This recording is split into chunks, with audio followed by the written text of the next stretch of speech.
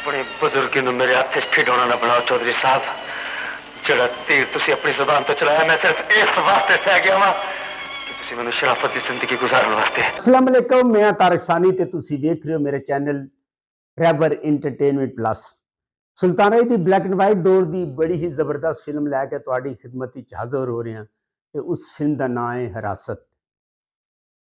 इस फिल्म के अंदर मुस्तफा कुरैशी ने यंग टू ओल्ड करैक्टर अदा किया, यानी कि पहले जवान होता है उस तो बाद वो बुढ़ा हो जाता है।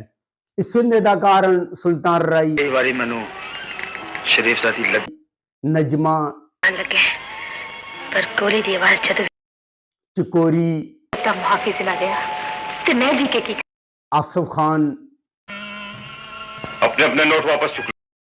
बदर मुनीर, लफ्ज मुझे हमेशा नया लगता है सर।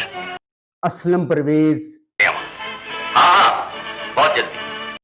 साकी, कि तू वो डाकू है।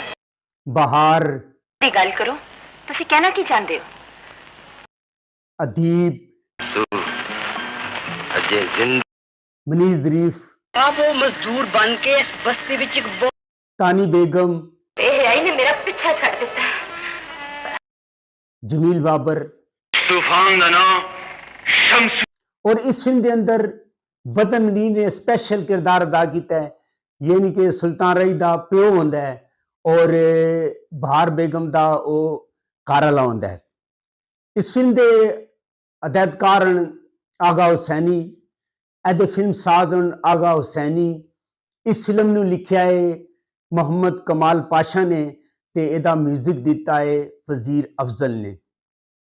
इस फिल्म के गुलकारां नूरजान और इस फिल्म के 6 गाने जेड़े कि ऐ हुण धड़क धड़क दिल धड़के प्यार दी कुंडी खड़के नूरजान दी आवाज़ विच, नच पई अज मजबूर जवानी केड़े पासे जावां नूरजान दी आवाज़ विच, छड छड के सजना अज किथे टुर चले नूरजहां दी आवाज़ विच, दिल इंज किसे दा नहीं तोड़ी दा नूरजहां दी आवाज़ विच, जी करे अज तैनू तकती रवांगी नूरजहां दी आवाज़ विच। ਇਹ 5 ਜਿਹੜੇ गाने बड़े मशहूर सन और बड़े जबरदस्त गाने सन। और इस फिल्म के अंदर जैसा कि मैं तुहानू दस्सिया कि सुल्तान रई ने अकबर का किरदार अदा किया है, जिहड़ा कि बदर मुनीर और बहार का पुत्र होंदा है। और बदर मुनीर ने इस फिल्म के अंदर इंस्पैक्टर का किरदार अदा किया है, इंस्पैक्टर जमील उहदा नाम होंदा है। और शमसू जिहड़ा डकैत होंदा है, डाकू होंदा है, शमसू डाकू का किरदार अदाकार मुस्तफा कुरैशी ने अदा किया है, जिहड़ा कि एक डकैत होंदा है। और जमील जिहड़ा इंस्पैक्टर बदर मुनीर होंदा है उहदा पीछा करदा है।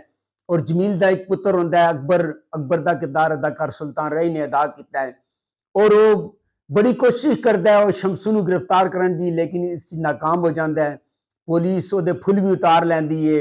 और असलम परवेज ने इस फिल्म के अंदर एक पुलिस ऑफिसर का किरदार अदा किया है, जिहड़ा कि जमील नूं कहंदा कि वो शमसू नूं गिरफ्तार करे। शमसू जदों गिरफ्तार नहीं होंदा ते जमील नूं डिसमिस कर दिता जाता है और इस चीज़ का उन्होंने दुख होता है। वो पहाड़ां जाता है और शमसू की तलाश करता है और आपस में उन्होंने दोनों का मुकाबला होता है। और इस मुकाबले के दौरान वो जमील नूं मार देता है। और इधर जिहड़ा जदों ओदी बीवी नूं पता चलता है, जदों ओदी बीवी बहार नूं पता चलता है कि ओदा मियाँ कतल हो गया ते ओदा जिहड़ा अकबर पुत्र होंदा है वो कातल की तलाश ही निकलता है, जिहड़ा कि तुसीं हर फिल्म में देखा होगा। अदीब ने इस फिल्म के अंदर दिलावर का किरदार अदा किया। शमसू ते दिलावर आपस में दुश्मन होंदे हैं, उन्हां दा कई दफा मुकाबला होंदा है। अकबर जिहड़ा होंदा है वो दिलावर दे ढाए चढ़ जाता है। दिलावर का एक और पुत्र भी होंदा है जिसका नाम बदर होंदा है और बदर का किरदार अदाकार आसिफ खान ने अदा किया है। और चकोरी ने इस फिल्म के अंदर भी कोई खास काम नहीं किया। 2-4 उहदे गाने ने, 2-4 उहदे सीन हैं।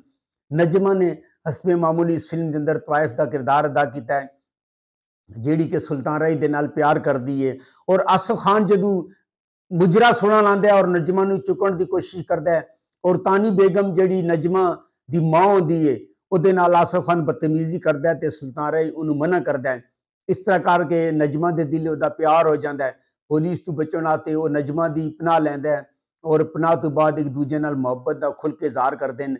अकबर नजमा नूं कहंदा है कि तेरी खातिर अज तो बाद मैं जिहड़ा ना शरीफ बन के जिंदगी गुजारांगा। इस तरह नजमा जिहड़ा होंदी है वो भी कोठा छोड़ के शरीफ बन जाती है, दोनों आपस में एक जगह मकान लेंदे हैं। तानी बेगम ही उस जिंदगी तो तंग आती है, वह भी उन्होंने नाल चली जाती है।